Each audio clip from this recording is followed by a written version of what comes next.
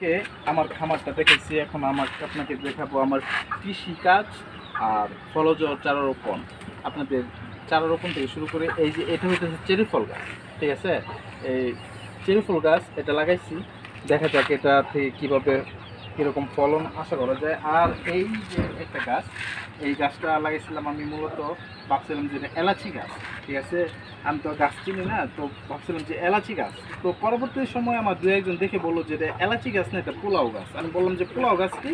বললো যে পোলাও গাছ মানে এখানে ফুল হবে, ফুলের ফুল হবে, আর ফুলের সাথে এই এই এই যেই ফলগুলো হবে এটি হচ্ছে পোলাও গাছ, পোলাওর মধ্যে দেওয়া যায়, ঠিক আছে? এই জন্য এটি পোলাও গাছ। আর এখানে তো আপনারা দেখছিলি স্ট্রবেরি গাছ, স্ট্রবেরি গাছ লাগানো হয়েছে। আর এটাতে লাগানো হচ্ছে কুমড়া গাছ। আমি অলরেডি আল্লাহর মতে একটি কুমড়া খাইছি, তো ভালো হয়েছে। এটা হচ্ছে কুমড়া গাছ, যে দেখতে পাচ্ছেন পুরাটা জাংলা জুড়ে কুমড়া গাছ ছড়িয়ে যাচ্ছে। এখানেও কুমড়া ধরছে, আরও অনেক ফুলও হয়েছে, যে এখানে কুমড়া ধরতেছে ভাইবিগেশন।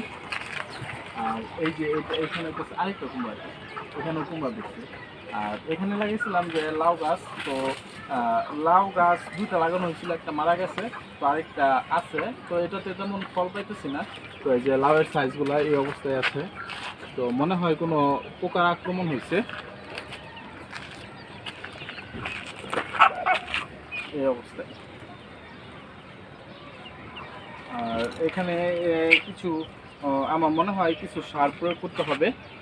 তো ইনশাল্লাহ দেখা যাক, যে আমি যে সুযোগ পাই তো এখানে আমি সার প্রয়োগ করব। তো এই কুমড়ো গাছগুলোতে আমি একটা ভালো ফলন আশা করতেছি। আসসালামু আলাইকুম ওয়া রাহমাতুল্লাহি ওয়া বারাকাতুহু।